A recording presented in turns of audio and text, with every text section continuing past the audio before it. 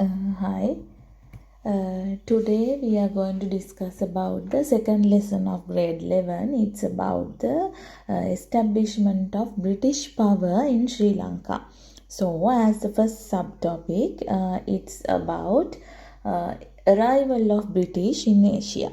So in 1505 Portuguese arrived to Sri Lanka, and to defeat Portuguese we got the support of Dutch, and then in 1796 British captured the maritime provinces of Sri Lanka. So in this lesson, in this part, we are going to discuss that how did the British arrive to the Asia. So British established British East India Company in 1600 in December by a royal warrant obtained from Queen Elizabeth. Then they did trade activities under this company, and a fleet of ships went to the Sumatra area to do trade activities. First, ships went to Sumatra area.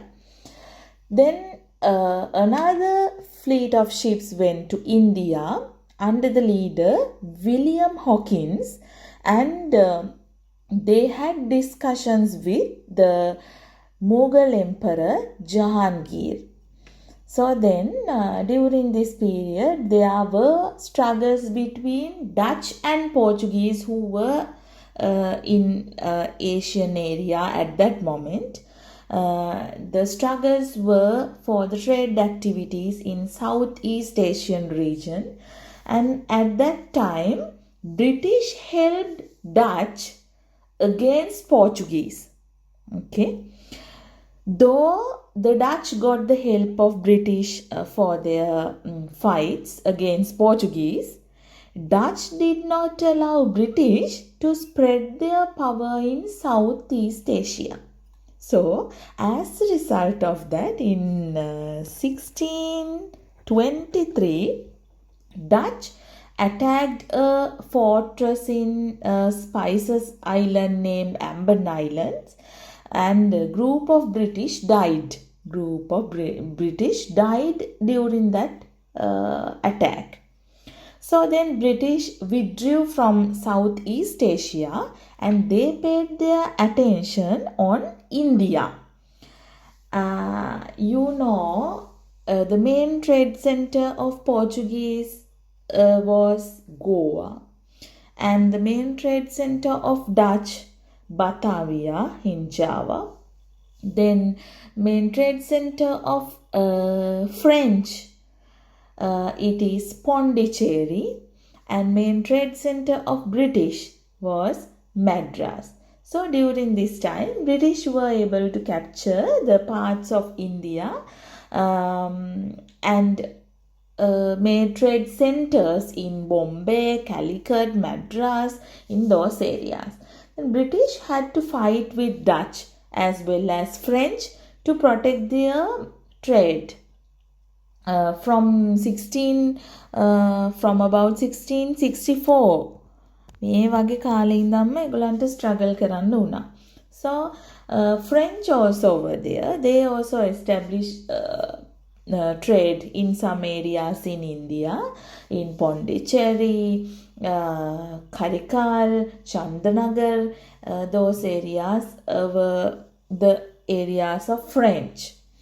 So like this way, British established their trade activities in India, and while they were in India, they paid their attention on Sri Lanka. Okay. There were two main reasons for this attention, focusing their attention on Sri Lanka, focusing the British attention on Sri Lanka. First one is the location of Sri Lanka, and the other one is trade. Location of Sri Lanka means specially because of the Trincomalee harbour in Sri Lanka. Trincomalee harbour, it is a natural harbour, naturally protected harbour. In Sri Lanka, they can attack to enemy ships by hiding in Trincomalee harbour. They can protect during the monsoonal winds. There were many importance of this Trincomalee harbour. So the location is one reason. And the trade activities. They can earn good profit from the trade items in Sri Lanka. Many spices are there. Cinnamon, cardamom, nutmeg, cloves, pepper, and the other items, gems, ivory, tuskers, elephants. There were many trade items that they can earn good profit from that. So these are the two main reasons that they focus their attention on Sri Lanka when they were in India. Okay, so according to our history, we asked the help of Dutch to defeat Portuguese from Sri Lanka. So now our leaders, they wanted the help of British to defeat Dutch from Sri Lanka, but there were different representatives arrived to Sri Lanka, but it was not successful actually. Our kings couldn't get the help of British to defeat Dutch from Sri Lanka. Now, when British, they focus in their attention on Sri Lanka, the maritime provinces of Sri Lanka were controlling by Dutch. So, time to time, different British representatives came. For an example, in 1762, John Pybus arrived to Sri Lanka during the time of Sri Lankan King Kirti Sri Rajasinghe. Then in 1782, Hugh Boyd arrived to Sri Lanka. Hugh Boyd during the time of King Rajadi Rajasinghe. Those two representatives, they arrived to Sri Lanka, and their main idea was to conduct trade activities with Sri Lanka. But our Canadian kings, they wanted to defeat Dutch from Sri Lanka. So those two arrivals were not successful. Okay. Then in 1795, during the time of King Rajadi Rajasinghe, Robert Andrews came to Sri Lanka. Robert Andrews. Okay, so these are the representatives who came to Sri Lanka before capturing the maritime provinces by British in 1796. Before that, okay. In 1796, British were able to capture the maritime provinces in Sri Lanka with the Q letter. The Sri Lankan maritime provinces were inherited by British. So, inherited to British. So, the reason for that was in 1789, there was a French Revolution. Okay, French Revolution. So in 1794, French invaded Holland. French invaded Holland. Holland was the mother country of Dutch. Okay, then the Holland king at that time was, Dutch king at that time was William V. Okay, during this invasion, this William V fled to England for his protection. Okay, fled to England for his protection. So, this British, the English, They got the advantage from this situation and asked a letter from William V by mentioning that all the Sri Lankan territories should be handed over to British. Okay, then British agreed to protect William V from this invasion, but they asked a letter from William V and mentioned that all the Sri Lankan territories should be handed over to British. So this letter was written in Kew Palace, and the letter was known as Kew letter. Okay, Kew letter. This Kew letter, with this Kew letter,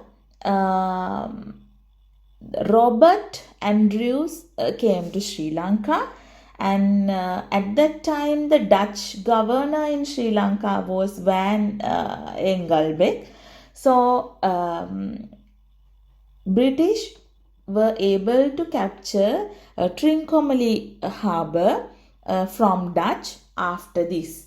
Okay, then with the Trincomalee harbour, after that Batticaloa, Mullaitivu, Point Pedro, Jaffna, Mannar, many areas in maritime provinces were captured by British after this. And in 1796, Colombo and Galle also captured. However, Dutch were surrendered.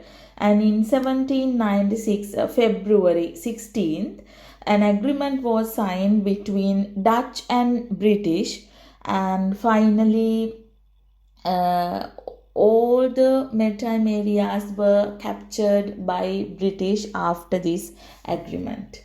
Okay. After capturing the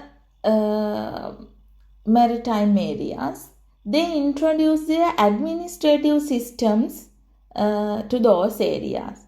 So the first system they introduced was Madras Presidency. Okay. This Madras Presidency system, it means all the areas were controlling by British East India Company.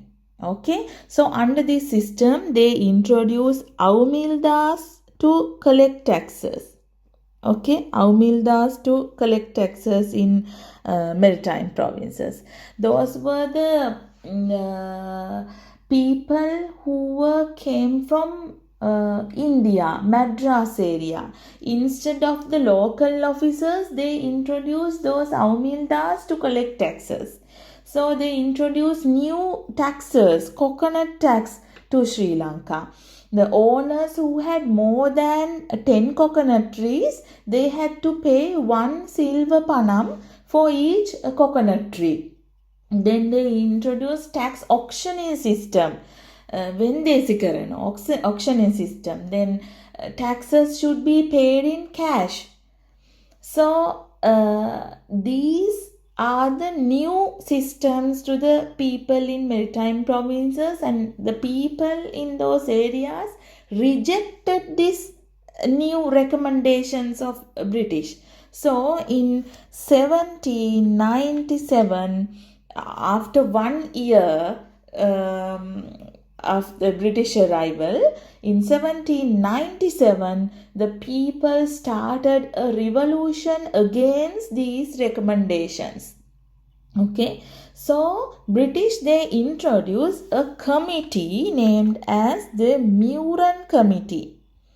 Murran Committee to discuss the problems of the people and to solve those things. Okay, so all the previous taxes were abolished, especially coconut tax. Those new taxes were abolished.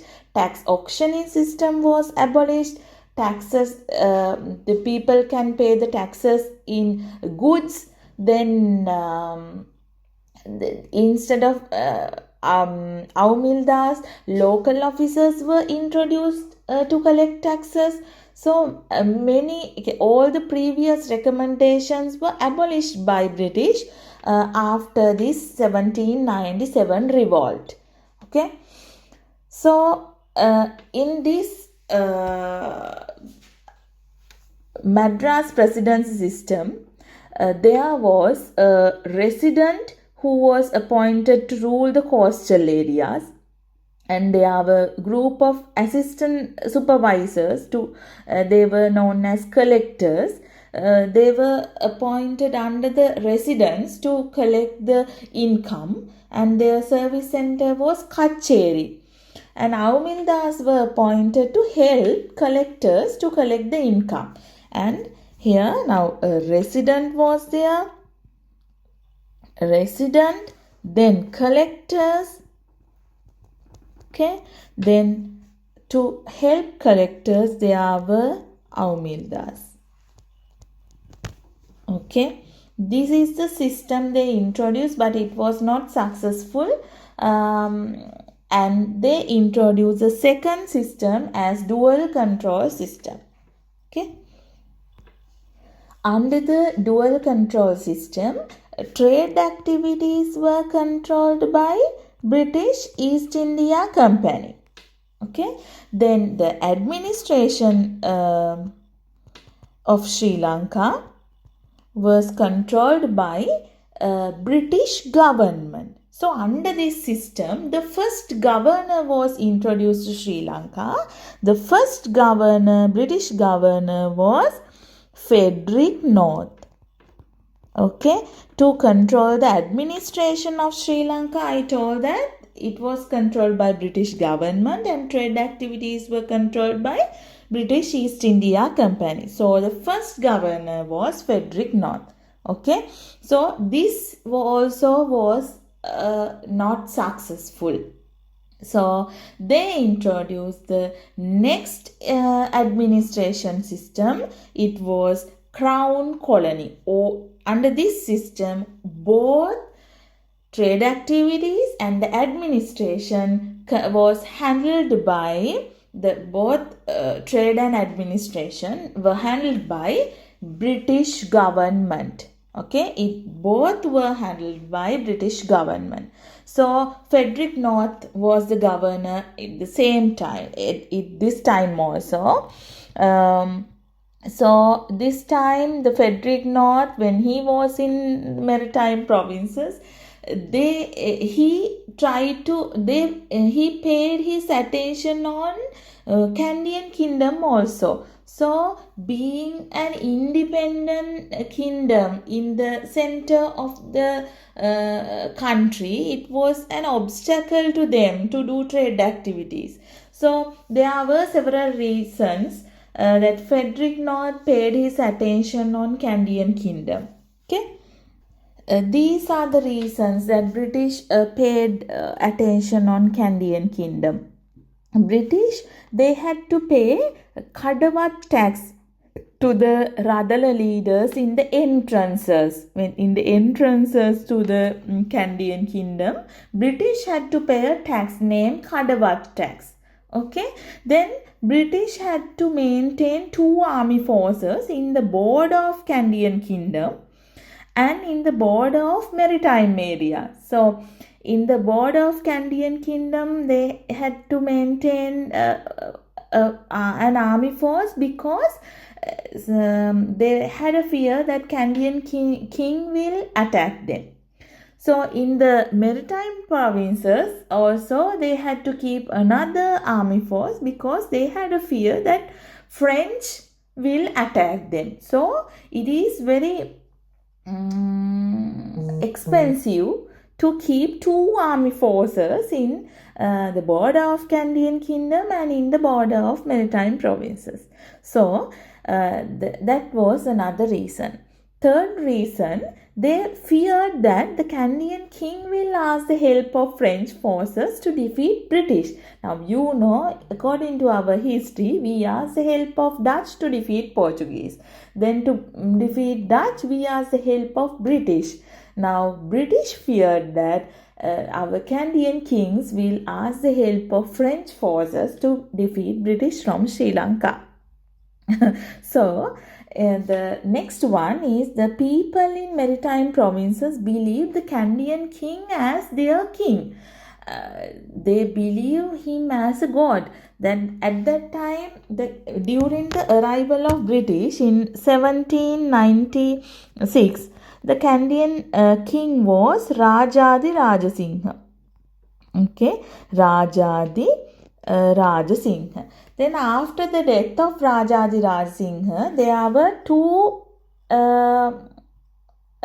people to get the inheritance. According to the tradition of Nayakar dynasty, Queen's brothers had the inheritance. So, there were Muttusami and Kannasami. Two people for the inheritance. So,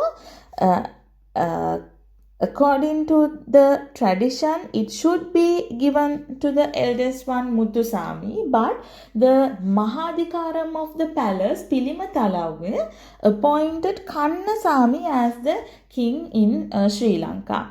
At the beginning, that means before becoming the king, Kannasami, he was not a powerful character, but after becoming the king, as Sri Vikramarajasingha, he became a powerful king after becoming the king. Okay, so Kannasami became the next king as Sri Vikramarajasingha. So, when Frederick North paid attention on Canadian kingdom, our Sri Lankan Canadian king was Sri Vikramarajasingha. So, Frederick North, with the help of his commander McDowell,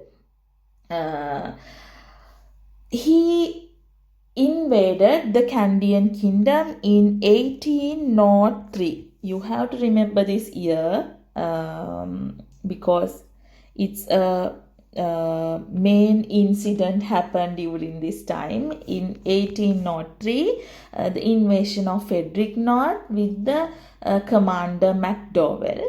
So, in 1803, our Canadian king Sri Vikramarajasingha fled and hid during the invasion. Then British, they crowned Muttusami as the king in Canadian kingdom. However, our Canadian people, they used guerrilla system to attack these British. The British, they did not have any idea about the location of Canadian kingdom. It is a naturally protected area, the Canadian kingdom. So, British had to face for the rainy season, lack of food during the invasion, then there were communication difficulties, and they got many diseases during the invasion. So, in this invasion, we were able to defeat British from Canadian kingdom, and again King Sri Vikramarajasingha became the king in Canadian kingdom. Okay, so another reason for the focusing of British attention on Canadian kingdom was, the fifth reason was the climate of Candy. I couldn't explain it previously. So it was a fifth reason. So you have to remember, in 1803, Frederick North invaded the Canadian kingdom with the help of his commander McDowell, but they were failed. Okay, we used the guerrilla system. to defeat British from Canadian Kingdom. Then they had to face many difficulties during the rainy season. There were lack of food, then communication difficulties and diseases. So those are the reasons for the failure of this invasion by British. So as a second governor, they introduced Thomas Maitland in 1805. Okay.